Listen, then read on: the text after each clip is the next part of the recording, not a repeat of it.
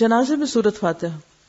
ابو امامہ بن سہل سے روایت ہے کہ نماز جنازہ میں سنت طریقہ یہ ہے کہ پہلے تکبیر کہی جائے، پھر فاتحہ پڑھی جائے، پھر نبی صلی اللہ علیہ وسلم پر درود اور میت کے لیے دعا کی جائے، اس کے بعد سلام پھیرا جائے.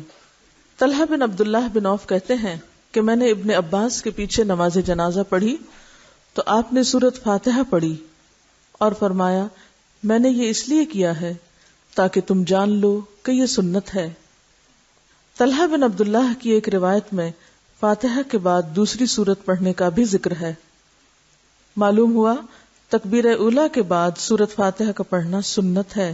سورۃ فاتحہ اور دوسری سورت پڑھ کر امام کو دوسری تکبیر کہنی چاہیے، پھر نماز والا درود شریف پڑھے، اس کے بعد تیسری تکبیر کہہ کر ان دعاؤں میں سے کوئی دعا پڑھے.